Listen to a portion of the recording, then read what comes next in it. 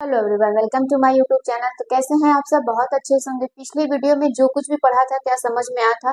उम्मीद करते हैं कि समझ में भी आया होगा। नेक्स्ट वीडियो में अब हम लोग शुरू करेंगे नेक्स्ट टॉपिक। ठीक है, अब हम लोग पढ़ेंगे ओवरलैपिंग। ओवरलैपिंग क्या होता है, जिसको हिंदी में कहा जाता है अति व्यापन। अति व्यापन, ठीक। ओवरलैपिंग, ये ओवरलैपिंग क्या होता है? नाम कभी सुना है? हम लोग बहुत बार ऐसे कॉमनली कर देते हैं, कोई चीज होता है तो कहते हैं ओवरलैप कर गया। इसका क्या मतलब होता है ओवरलैपिंग का? तो ओवरलैपिंग की बहुत बेसिक सी बात होता है बेटा, कि कोई भी जो चीजें हैं, दो चीजें क्या हो, आपस में टकराएं। ठीक, ओवरलैप कर जाए एक दूसरे को, ऐसे बिल्कुल इस प्रकार से ओवरलैप कर जाना। तो यहाँ पर भी जो ओवरलैपिंग होगा इसका, अब ध्यान से सुनना, यहाँ पे जो ओवरलैपिंग होता है, ये ओवरलैपिंग किनके बीच में होता है? तो किन्हीं दो परमाणुओं के बीच में होता है। कोई भी चीज जब टकराती है तो दो लोगों के बीच में ही टकराती है। तो यहाँ पे बोला जाता है कि दो परमाणु आपस में टकराएंगे। अब ये कंडीशन ये है कि वो क्यों टकराएंगे, कैसे स्थिति में वो टकराएंगे। तो यहाँ पे बोला जाएगा कि या तो वो क्या हो, अर्धपूरित हो। ठीक है, अर्धपूरित कक्षक आपस में जब टकराते हैं तो एक नए कक्षक का निर्माण करते हैं, एक अलग तरीके का ऑर्बिटल्स यहाँ पे बनाते हैं। तो आप क्या लिखोगे यहाँ पर? लिखोगे किन्हीं किन्हीं, या फिर जब लिख लो, जब किन्हीं दो दो परमाणुओं के मध्य या परमाणुओं के बीच, आपको जो ठीक लगे वो कह सकते हैं, परमाणुओं के अर्धपूरित अर्धपूरित कक्षक कक्षक आपस में मिलकर आपस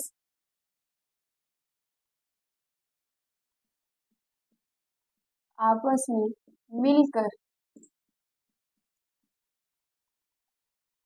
मिलकर सहसंयोजक सहसंयोजक बंध का बंध का निर्माण करते हैं निर्माण करते हैं। ठीक है, बात समझ में आ गई? यहाँ पे क्या बोला जा रहा है कि जब किन्हीं दो परमाणुओं के अर्धपूरित कक्षक आपस में मिलकर सहसंयोजक बंध का निर्माण करते हैं, उसे उसे अति व्यापन कहते हैं। क्या कहते हैं? अति व्यापन कहते हैं। ठीक है, अति व्यापन कहा जाता है। अब ये ऐसा क्यों होता है, इसके प्रकार भी हम लोग देखेंगे, समझेंगे कि क्या होता है। तो इसके प्रकार को देखिएगा। ठीक, प्रकार, इनके जो प्रकार हैं ये दो प्रकार के होते हैं। ठीक है, ये दो प्रकार के आप अपने कॉपी में लिख सकते हो, या फिर ऐसे टेबल जैसा बना लेना। ये कितने प्रकार के होंगे? दो प्रकार के होते हैं। पहला कौन होगा? सिग्मा, सिग्मा बंध। ठीक, इस प्रकार से सिग्मा बंध। दूसरा कौन होता है? पाई बंध, पाई बंध, इस प्रकार से बोला जाएगा। अब यहाँ पे जो सिग्मा और पाई होता है, इसमें भी टाइप हो जाता है। ये सिग्मा भी क्या कर लेता है बेटा, ये भी तीन प्रकार के हो जाते हैं। पहला क्या था? ओवरलैपिंग, ये खुद दो प्रकार की, एक सिग्मा की तरह होगा और एक पाई वाला होगा। एक सिग्मा सिग्मा के बीच में बन सकता है, पाई के बीच में बन सकता है। तो अब इनमें कैसा होगा? इनका जो होता है ये भी तीन प्रकार के बंद हो जाते हैं। ये क्या हो जाते हैं? तीन प्रकार के, ये खुद ही आपस में हो जाते हैं। तो पहला कौन होगा? एस एस अति व्यापन, अति व्यापन। ठीक, दूसरा कौन होगा? एसपी अति व्यापन, लिख लीजिएगा यहाँ पे। और तीसरा कौन होगा? पी और पी के बीच में अति व्यापन होगा। यहाँ पर आप अति व्यापन लिख लीजिएगा। और इसमें क्या होता है बेटा? इसमें केवल पी पी अति व्यापन होता है। लेकिन लेकिन यहाँ पे कैसा होगा? यहाँ पे सम अक्षी होगा, मतलब कि इसके अक्ष होंगे। यहाँ पे लिखिएगा पी पी सम अक्षी अक्षी अति व्यापन। ठीक, और यहाँ पे क्या क्या होगा, यहाँ पे सम पार्शिव अति व्यापन। ठीक होगा, पार्श्विक यहाँ पे लिख लीजिएगा, पार्श्विक सम अति पार्श्विक अति व्यापन होता है यहाँ पे। ये तीन प्रकार से ये हो गए और ये एक अलग हो गया। ठीक, पाई का। अब इसमें हम लोग पढ़ेंगे कि जो एस एस अति व्यापन है वो किस टाइप्स का है।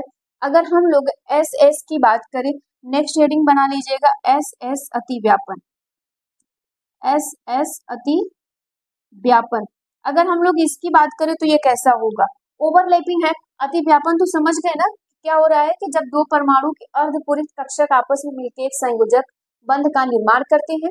तो यहाँ पर एस एस है, मतलब ये यहाँ पे बोला जा रहा है कि एस एस कक्षक आपस में टकराएंगे, इन दोनों का आपस में क्या होगा, अति व्यापन होगा।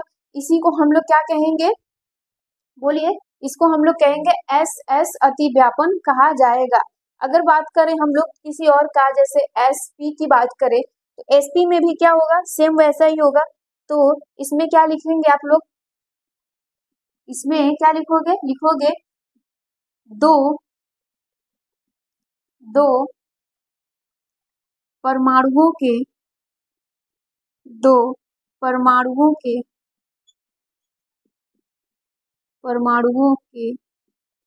एस कक्षक या कक्षकों लिख लो, कक्षकों के अति व्यापन से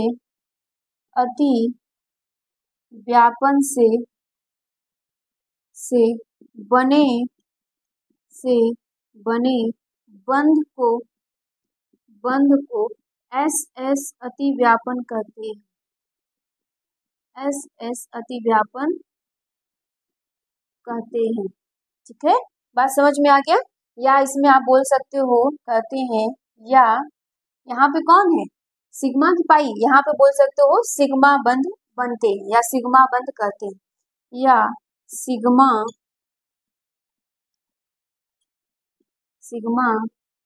बंध कहते हैं। ठीक, अगर इसके स्ट्रक्चर की बात करें तो हम लोग पढ़े हैं ना, ऑर्बिटल्स में सबका हम लोग प्रकार पढ़ लिए कि एस ऑर्बिटल कैसा होता है, पी कैसा होता है। तो एस कैसा होता है, गोलाकार होता है, यहाँ पे ये भी एस होगा और ये भी कौन होगा, एस होगा। ठीक, यहाँ पे भी बेटा एस कक्षक होंगे और यहाँ पर भी एस कक्षक होंगे, आप लिख लीजिएगा। फिर ये दोनों में अति व्यापन होगा, ये दोनों कुछ इस प्रकार से टकराएंगे। ठीक है, ये दोनों कुछ इस प्रकार से टकराएंगे, तो यहाँ पे क्या हो जाएगा, एस एस अति व्यापन। इसको आप लिख लीजिएगा, इतना नोट कर लीजिए। यहाँ पे अगर हम लोग एसपी की बात करें तब भी आप बना ले जाओगे, लिख ले जाओगे कि नहीं, नोट करो यहाँ तक। अगर हम लोग नेक्स्ट की बात करें तो नेक्स्ट कौन आएगा, एसपी आ रहा था। ठीक, एसपी अति व्यापन,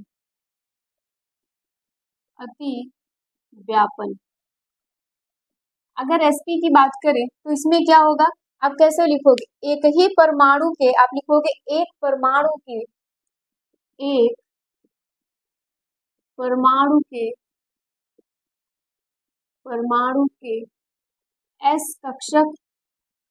एस कक्षक तथा दूसरे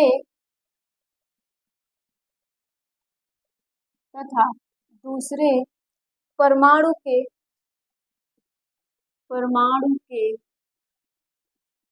पी कक्षक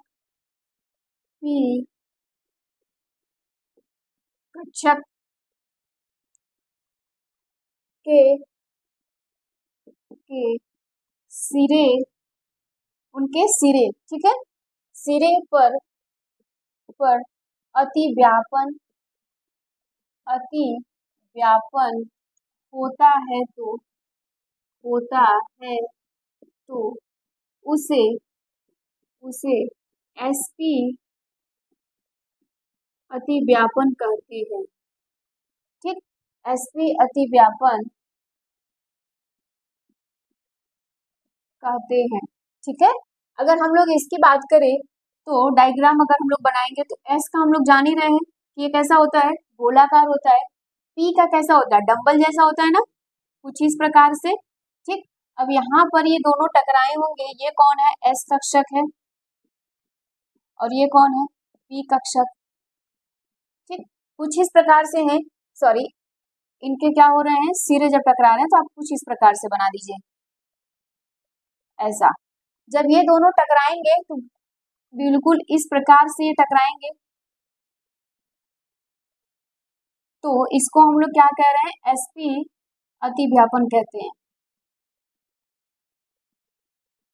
ठीक, यहाँ पे एसपी अतिव्यापन हम लोग कहते हैं। कुछ इस प्रकार से ये सारी चीजें बनेगा और आप लोगों को ये सब चीजें आनी ही चाहिए। ठीक, आप अपने अकॉर्डिंग भी इसको क्या कर सकते हो, बना सकते हो। अगर हम लोग नेक्स्ट की बात करें, नेक्स्ट की अगर हम लोग बात करें तो नेक्स्ट कौन आएगा, पी होगा। ठीक, नेक्स्ट में कौन आएगा, पी। उसका नाम क्या था, समकक्षीय समअक्षीय। ठीक, अक्षीय अतिव्यापन, अतिव्यापन ये सब सिग्मा बंध है, ये सब कौन है, सिग्मा बंध की बातें हो रही हैं। अगर हम लोग इनमें बात करें तो क्या बोलोगे कि दो परमाणुओं के, यहाँ पे क्या लिखोगे, दो परमाणुओं के, दो परमाणुओं के कक्षकों के कक्षकों के अक्षों, ठीक, इनके अक्ष टकराएंगे, अक्षों पर अतिव्यापन से बने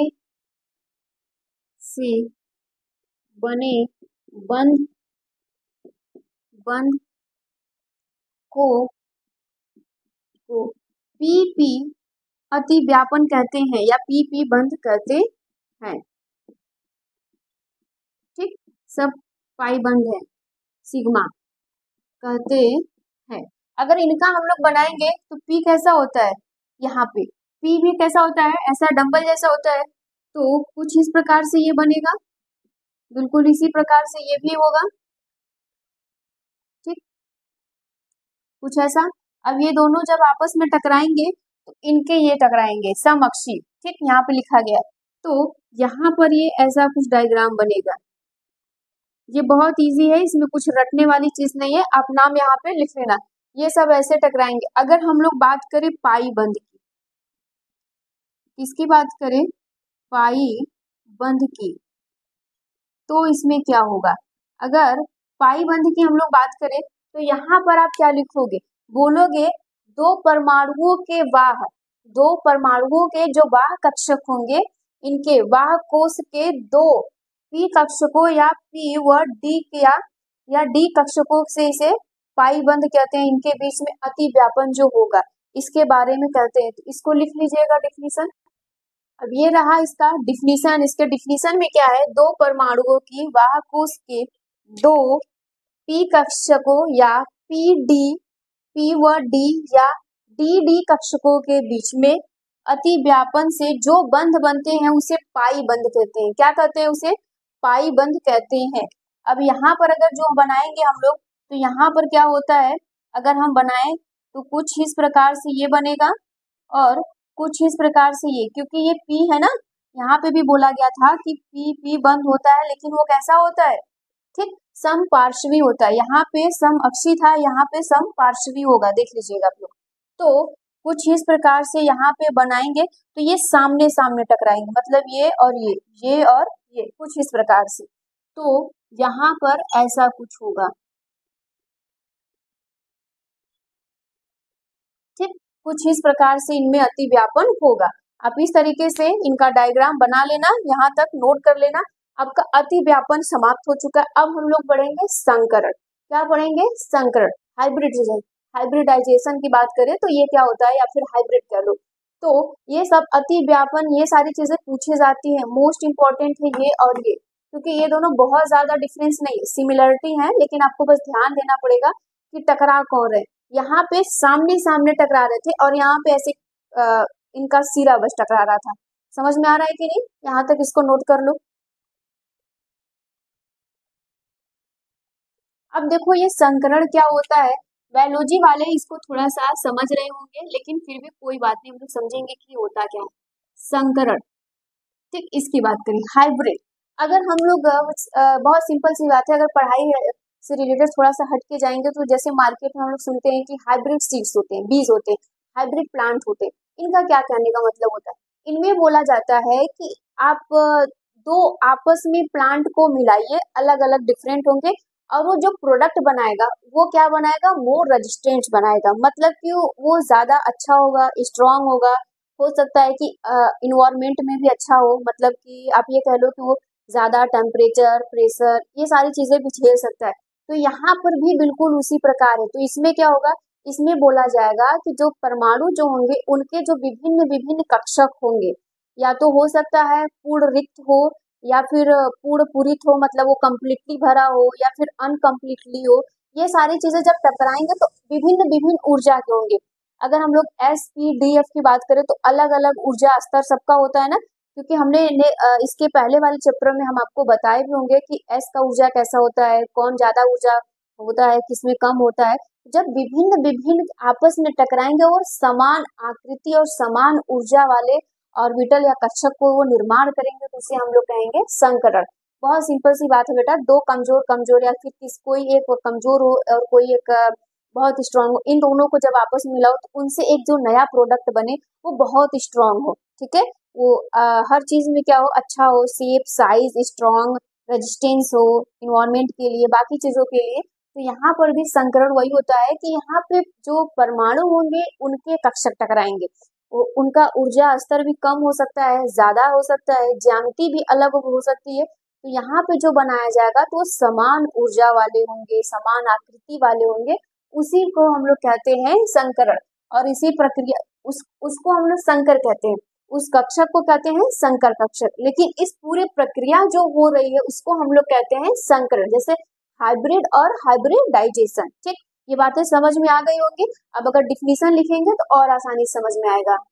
अब अगर देखिए डिफिनीशन संकरण के, तो डिफिनीशन से भी आपको समझ में आ जाएगा। बोला जा रहा है संकरण, ठीक, संकरण वह प्रक्रिया है जिसमें अर्धपूरित, पूर्ण पूरित तथा रिक्त कक्षक, मतलब हो सकता है जो ऑर्बिटल्स हो, या तो जैसे कि अगर मान लीजिए मैं बात कर लूं, यहाँ पे देख लो, अगर मैं बात करूं पी कक्षक की, तो इसके पास कितने ऑर्बिटल होते हैं बेटा? तो यहाँ पर आप बोलोगे कि इसमें कितने होते हैं, 3 होते हैं, कुछ इस प्रकार से, जिसमें 6 इलेक्ट्रॉन रखे जाएंगे।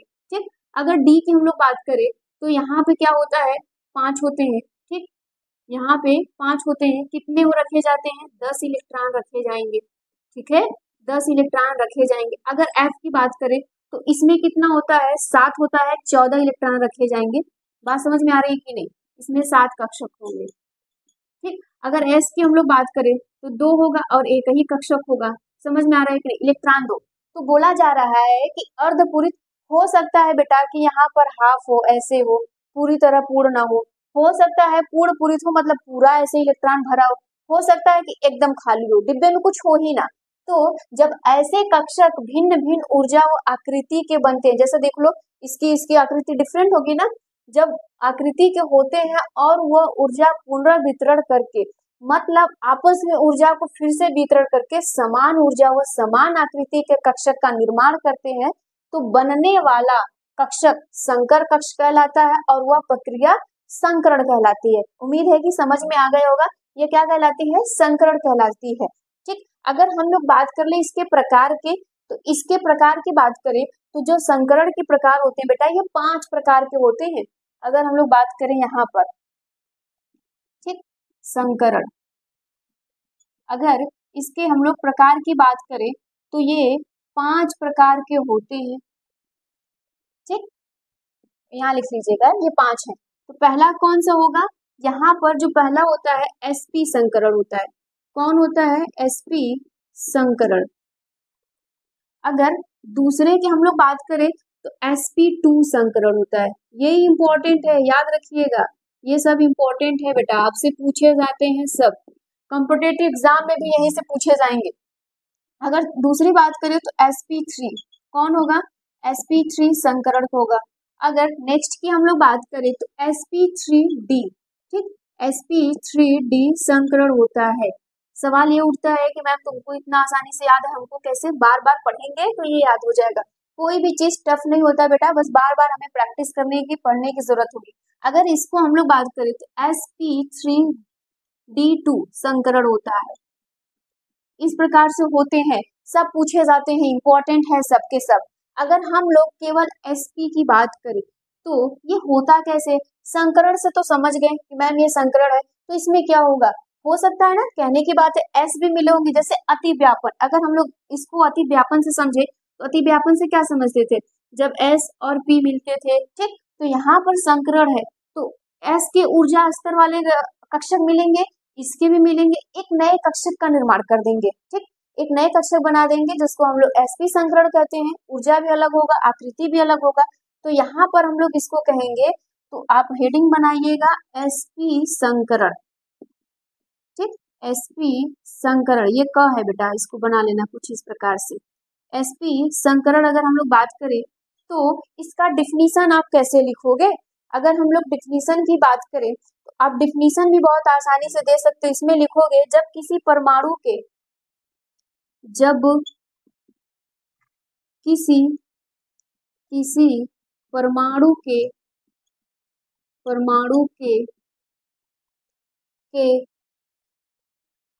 एस कक्षक तथा, या और कर लो, और एक पी कक्षक, मतलब एक एस होगा और एक ही पी होगा, पी कक्षक आपस में मिलकर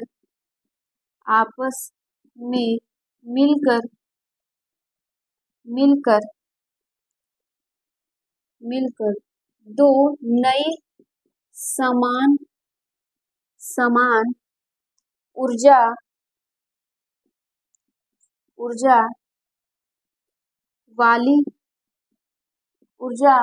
वाली sp संकरित कक्षकें बनाते हैं तो उसे sp संकरण कहते हैं। क्या कहते हैं, sp संकरण कहते हैं या कहलाते हैं, ठीक है, यहाँ तक तो कोई दिक्कत होगा नहीं। अगर हम लोग इसके लक्षण की बात कर ले तो ये लक्षण थोड़ा इंपॉर्टेंट हो जाता है। अगर हम लोग पॉइंट वाइज यहाँ पे आप लक्षण लिख लेना। अगर बेटा हम इनके लक्षण की बात करें तो तुम इनको देख के ही बहुत चीजें बता सकते हो। जैसे अगर हम लोग बोले कि संकरण में भाग लेने वाले कक्षक, तो आप लिखोगे संकरण में भाग लेने वाले कक्षक कौन कौन कक्षक हैं, तो आप क्या नहीं बता पाओगे, बिल्कुल बता लोगे, बोलोगे कि एक एस है और एक ही पी है, ठीक, कुछ इस प्रकार से sp, ठीक है, एक s होगा और एक ही p है तो sp हो गया। अगर हम लोग इसकी दूसरी बात कर ले, अगर हम लोग इसका दूसरा चीज बोले कि इसमें संकरित कक्षकों की संख्या कितनी है, संकरित कक्षकों की संख्या, कितनी संख्या है, तो 2 है, s और p कितनी है, 2 है, ठीक, 2 कक्षक जिनको हम लोग s और p कह रहे हैं, ठीक है। अगर हम लोग नेक्स्ट और बात कर ले, अगर हम लोग इनके बॉन्ड एंगल की बात कर ले या फिर कक्षक के आकार की बात कर ले,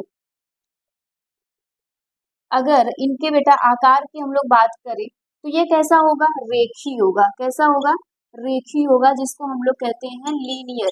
क्या कहते हैं, लीनियर कहते हैं। अगर बंध कोण की बात करें, अगर बंध कोण की अगर हम लोग बात करें तो 180 होता है भाई, सीधा है ना, लीनियर है तो ऐसे सीधा होगा तो 180 होगा ना, 180 डिग्री होगा, ठीक। अगर हम लोग यहाँ पे संकरण के प्रकार कहें तो sp, आप बोल सकते हो ना, प्रकार कौन होगा, sp। एग्जाम्पल नोट कर लेना, एग्जाम्पल यहाँ पे नोट कर लेना, क्योंकि एग्जाम्पल ही इंपॉर्टेंट हो जाता है। BCl2 हो जाएगा, और क्या होगा, CO2 हो जाएगा और C2H2 हो जाएगा। इसी को हम लोग कहते हैं एसिटिलीन। क्या कहते हैं बेटा? एसिटिलीन कहते हैं। यहाँ तक इसको नोट कर लीजिए। अगर हम लोग नेक्स्ट संकरण की बात करें, जैसे sp2 संकरण की बात करें, तो डिफिनीशन तो लिख लोगे ना बेटा? डिफिनीशन आप खुद से लिख लेना। बाकी जो इंपॉर्टेंट चीजें हैं मैंने यहाँ पे खुद लिखवा दिया है, ताकि डिफिनीशन में आपको कोई समस्या ना हो, आपको इन सब चीजों में भी कोई समस्या ना हो। अब अगर हम लोग इसके जैसे कैरेक्टर की बात करें, तो ये सारे इसके कैरेक्टर है। डिफिनीशन उम्मीद है कि आप लिख लोगे। जैसे S कक्षक टकराए और P के दो कक्षक होंगे। यहाँ पे 2 लिखा है तो इसका मतलब 2। तो अगर हम लोग इसके बारे में देखें तो संकरण में भाग लेने वाले कक्षक कौन है? तो बेटा एक कक्षक S का है, 2 कक्षक P का, तो इसलिए sp2 बना। क्या बना? sp2 बना। संकरित कक्षक की संख्या बात करें तो 3 है बेटा। अगर इन दोनों को हम लोग जोड़ेंगे तो 3 आएगा ना इन सबको। तो वही चीज बोला जा रहा है कि संकरित कक्षक कौन है, कौन कौन है जो मिले हुए हैं, तो 3 थे। फिर आकार की बात करें तो त्रिकोणीय समतली, ठीक, ट्राइगोनल प्लेनर है। क्या है? ट्राइगोनल प्लेनर है। अगर हम बंधन कोण की बात करें या बॉन्ड एंगल की बात करें तो 120 डिग्री होता है। कितना? 120। एग्जाम्पल ये सब याद रखिएगा, क्योंकि यही सब आपके कॉम्पिटिटिव एग्जाम में पूछे जाते हैं। यहाँ से क्वेश्चंस बनने तय हो। अब किसी भी कॉम्पिटिटिव एग्जाम में जाओगे, दोगे पेपर, यहाँ के क्वेश्चंस आपको पक्का मिलेंगे, जरूर मिलेंगे। या तो एग्जाम्पल पूछ लेगा, या तो स्ट्रक्चर पूछ लेगा, या तो हाइब्रिडाइजेशन पूछ लेगा। ठीक, हो सकता है आपको ये एग्जाम्पल दे दे, पूछ ले कि उसका संकरण क्या है, sp2 sp3, आपको आता रहेगा तब ना बनाओगे। तो ये सब चीजें याद रखिएगा। नेक्स्ट क्या है यहाँ पर? अगर हम लोग बात करें नेक्स्ट sp3 संकरण की बात करें, sp3 संकरण की बात करें तो संकरण में भाग लेने वाले कक्षक कौन है? S है, और 3 कक्षक हैं P के जो sp3 बना है। फिर संकरित कक्षकों की संख्या कितनी है? 4। इसको भी जोड़ दो, इसको भी जोड़ दो, 4 आ जाएगा कि नहीं? बिल्कुल। तो आकार की हम लोग बात करें तो चतुर्भुजी होता है, मतलब टेट्राहेड्रल। कैसा होता है बेटा? टेट्राहेड्रल होता है। बॉन्ड एंगल की हम लोग बात करें तो ये होता है। ये इंपॉर्टेंट है क्योंकि कई बार ये सब पूछ लिया जाता है। ठीक, अगर ये सब पूछे जाते हैं, लेकिन अगर हम लोग इनमें इन सब का स्ट्रक्चर देखें तो जब आप बड़े हो जाते हो, किसी कॉम्पिटेटिव एग्जाम में जाते हो, तब वहां पर डिफरेंट तरीके से पढ़ाया जाता है। लेकिन मैं यहाँ बता देती हूँ, अगर हम लोग वाटर की बात करें तो ये बेंड होता है। इसके स्ट्रक्चर की जब बात करें तो भाई ये बेंड होता है। अगर हम लोग पहले इसके स्ट्रक्चर को देखे हैं तो वाटर, ये जो ऑक्सीजन होता है वो बीच में, हाइड्रोजन किनारे किनारे, तो ये हल्का सा ऐसे बेंड रहता है, तो यहाँ पर ये बेंड होता है। ठीक, ये सब एग्जाम्पल याद रखिएगा। अगर हम लोग इसकी बात करें, sp3d की बात करें तो संकरण कक्षक में भाग लेने वाले कौन है? S है, P है, D है। टोटल कक्षक कितने हैं बेटा? 5 हैं। जैसे S का 1 हो गया, 3 ये हो गया, ये हो गया, तो कितने हो गए? 5 हो गए ना, 5। आकार की बात करें तो त्रिकोणीय द्विपिरामिडल, मतलब ट्राइगोनल बाई पिरामिडल है। क्या है? Trigonal bi pyramidal. Bond angle की बात करें तो 120 और 90 होता है। ये कैसे होता है इसको जरा सुनिएगा बेटा। यहाँ पे जब त्रिकोणी बनता है, मतलब यहाँ पे जब ऐसे त्रिकोण बनता है तो ये 120 के होते हैं। कैसे होते हैं? सब 120 के होते हैं। लेकिन बाई पिरामिडल जब इन्हीं में कुछ इस प्रकार से बनेगा, आप स्ट्रक्चर बुक में देख लेना, तो वो 90-90 डिग्री के बनेंगे। मतलब अगर हम लोग बात करें तो ऊपरी और निचले परमाणु के जो समतल होते हैं, जो ऊपर और नीचे होंगे, आप बुक में देख लेना, तो वो 90-90 के बनेंगे। बाकी जो चारों तरफ होंगे, त्रिकोण में होंगे, वो कैसा होगा? 120 का होगा। कैसा होगा? 120। इसीलिए तो बोला है ट्राइगोनल। ट्राइगोनल का मतलब है ट्रायंगल जैसा, बाई पिरामिडल का मतलब 2 पिरामिड्स। ठीक, फिर अगर एग्जाम्पल की बात करें तो ये इंपॉर्टेंट है सब एग्जाम्पल के हिसाब से, ये सब उसके एग्जाम्पल है। ठीक है, यहाँ पर एग्जाम्पल में तो कोई समस्या होनी नहीं चाहिए थी। और अगर हम लोग इसकी बात करें, जैसे sp3d2 की बात करें, तो इसमें भी कुछ ज्यादा समझाने वाला तो है नहीं, बाकी चीजें हमने लिख दिया है। अष्टफलक होता है, मतलब ऑक्टाहेड्रल होता है, ये सब बेटा इंपॉर्टेंट है। ये कॉम्प्लेक्स है, अगर आपको नहीं याद होता है तो ये सब याद रखिएगा। कॉम्प्लेक्स की बहुत जरूरी बात नहीं है, थोड़ा सा ये जब 12th में जाते हो तो जरूरी हो जाता है। हाँ, 12th में अगर आप जाओगे तो बेटा हाइब्रिडाइजेशन आपसे पूछता है निकालने के लिए, तो ये सब भी आपको आना चाहिए। जब ये सारी चीजें याद रहेंगी ना तो आप देख के बता सकते हो।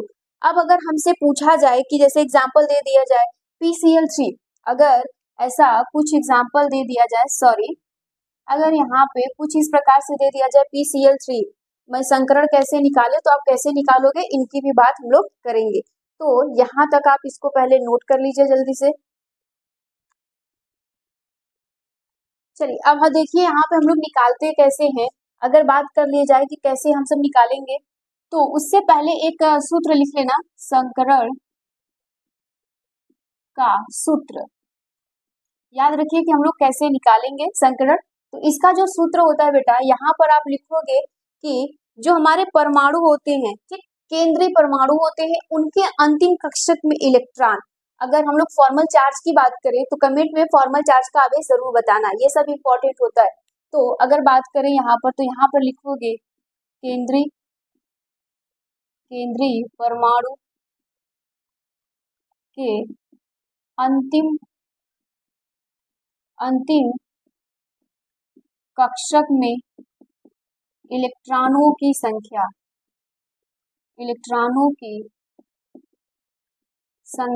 ठीक, प्लस कर दीजिएगा। प्लस में यहाँ पर हाइड्रोजन हो, फ्लोरीन हो, क्लोरीन हो, ब्रोमीन हो, आयोडीन हो, ठीक, इनकी संख्या, ठीक, इन सब की संख्या माइनस आवेश, उस पे कितना चार्ज है। अगर ये फॉर्मूला आपको याद रहेगा तो आप निकाल लोगे। अपॉन में 2 कर देना, क्या कर देना, अपॉन में 2, सबके बाई 2 लगा देना। ये सब एग्जाम सूत्र जो है, फॉर्मूला जो है, ये आपको एकदम आना चाहिए। तो अगर हम लोग एग्जाम्पल से समझे, PCl3 ले ले। अब इसमें आपसे पूछे PCl3 में संकरण कैसे निकाले। अभी तो आपसे संकरण पूछ देगा, संकरण के अलावा आपसे ये पूछ दे कि बॉन्ड एंगल कैसा होगा, ठीक, आकार कैसा होगा, कितने भाग ले रहे हैं कक्षक, तो कैसे बताओगे, एक चीज निकालोगे सब क्लियर हो जाएगा। समझो, सेंट्रल एटम कौन है, सेंट्रल एटम जिसकी संख्या कम होती है वही सेंट्रल एटम है। तो फास्फोरस क्या हो जाएगा, हमारा सेंट्रल एटम है। अब हम ये कैसे पता करें कि अंतिम कक्षक में इलेक्ट्रॉन कैसे हैं। अगर बेटा आपको पीरियोडिक टेबल बहुत अच्छे से पढ़ाया गया होगा, और पढ़ाए भी हैं हम, तो वहां पर आपको बताया जाएगा कि जो फास्फोरस होता है नाइट्रोजन फैमिली का होता है ना, नाइट्रोजन फैमिली में, तो अगर नाइट्रोजन फैमिली का ये है तो नाइट्रोजन के अंतिम कक्षक में 5 इलेक्ट्रॉन होते हैं, तो इसके भी 5 होंगे। तो यहाँ पर क्या लिखोगे, फॉर्मूले के अकॉर्डिंग 5, ठीक, प्लस यहाँ पे Cl कितना है, 3 है, चार्ज है क्या इस पर, कोई आवेश नहीं है, ना पॉजिटिव है ना निगेटिव, तो 0 लगा दो, बाई 2 कर दो। अब इसके अलावा बात तो आपको कैलकुलेशन आता होगा, ये कुछ इस प्रकार से हो जाएगा। तो यहाँ पर आ गया 4, और जैसे ही 4 आया आपके माइंड में तुरंत क्लिक करना चाहिए कि कौन सा आएगा, बताओ, sp3 आएगा, sp2 आएगा कि क्या आएगा। तो आप बोलोगे कि नहीं sp3 आ जाएगा, क्योंकि sp3 में ही तो 4 है बेटा, 3 कक्षक p के, एक इसके हो गए s के, तो 4 हो गए। अब आपसे इसका आकार पूछ ले, आकृति भी पूछ ले, तो आप उम्मीद है कि आप बता लो जाओगे। इसका आकार अगर आपसे पूछेगा तो आप क्या कहोगे, टेट्रा होगा ना, बोलो कैसा होगा, टेट्रा होगा। तो यहाँ पर अगर हम किसी और एग्जाम्पल की बात कर ले, लाइक यहाँ पर अमोनिया ले ले, ठीक, अगर हम लोग अमोनिया ले ले तो सेंट्रल एटम कौन है, नाइट्रोजन है, नाइट्रोजन के अंतिम कक्षक में 5 इलेक्ट्रॉन होते हैं, ये सब याद रखिएगा, नहीं तो निकालने का तरीका तो हम आपको बताएंगे। तो प्लस करो, हाइड्रोजन कितने हैं, 3 है, माइनस चार्ज है क्या, नहीं है, बाई 2 कर दो। यहाँ पर हो गया कुछ इस प्रकार से। अब जैसे ही 4 आया, आप देख के सारे इसमें से बता सकते हो इसका आकार कैसा होगा, कितने कक्षक संकरित होंगे, हाइब्रिडाइजेशन क्या होगा, क्या नहीं बता लो जाओगे, बता सकते हो। अगर हम लोग और किसी की बात करें, जैसे अमोनियम की बात कर ले, कुछ इस प्रकार से, अमोनियम ले लो, कुछ नहीं है, बस क्या किया है, यहाँ पे आवेश एक आ गया है, तो यहाँ पे क्या करोगे, नाइट्रोजन है ना 5, सेंट्रल एटम यही है, और यहाँ पे हाइड्रोजन कितना है, 4 है, और यहाँ पे -1 कर दो, क्योंकि चार्ज एक है ना, पॉजिटिव या निगेटिव आ जाए, बाई 2 कर दो। तो क्या हो जाएगा, यहाँ पे जोड़ोगे पहले 8 हो जाएगा, सॉरी 9 हो जाएगा, एक माइनस कर दोगे 8 आ जाएगा, ठीक, काट दोगे 4 आ जाएगा। तो क्या नहीं बता सकते, बता सकते हो। अब यहाँ पर आपका हाइब्रिडाइजेशन खत्म हो चुका। अब हम लोग पढ़ेंगे VSPR थ्योरी, VSPR सिद्धांत क्या होता है। अब पढ़ना क्यों जरूरी है, अगर हम बात कर लें, जैसे यहाँ पर ये फॉर्मूला याद रखिएगा सब। अगर हम बेटा अमोनिया की बात कर ले, ठीक, अमोनिया की जब हम बात करें, तो अगर हम लोग अमोनिया का स्ट्रक्चर बनाएंगे, तो अमोनिया के वाहतम कक्ष में कितने इलेक्ट्रॉन होते हैं, 5 होते हैं, ठीक। तो कुछ बेटा इस प्रकार से इलेक्ट्रॉन दे सकते हो, हाइड्रोजन है ऐसा, तो हाइड्रोजन भी यहाँ यहाँ कुछ लगेंगे, ठीक, 3 हाइड्रोजन लग गए। अब ये जो लोन पेयर बचा, ये क्या हुआ, लोन पेयर, इसी को हम लोग कहते हैं एकाकी इलेक्ट्रॉन युग्म। युग्म का क्या मतलब होता है, जोड़ा, पेयर, तो ये इसका क्या है, लोन पेयर है। ये जो लोन पेयर है ना, इन सब बॉन्ड पे क्या करेगा, इन सब बॉन्ड को प्रतिकर्षण करेगा, मतलब डिस्टर्ब करेगा। तो जैसे ही ये बॉन्ड को बेटा प्रतिकर्षण करता है, मतलब यहाँ पे क्या करेगा, प्रतिकर्षण, ठीक, प्रतिकर्षण जैसे ही करता है तो इनकी ज्योमेट्री क्या हो जाती है, चेंज हो जाती है। मतलब समझो, हम ऐसे सिंपल से खड़े हैं, ठीक, एकदम ऐसे ही स्ट्रेट, तो यहाँ पे मेरी ज्योमेट्री अगर इस हैंड की देखे तो ये भी सही है, ये भी सही है, लेकिन कोई आके इधर से खींचे, इधर से खींचे, तो मेरी ज्योमेट्री क्या हो जाएगी, बदल जाएगी ना।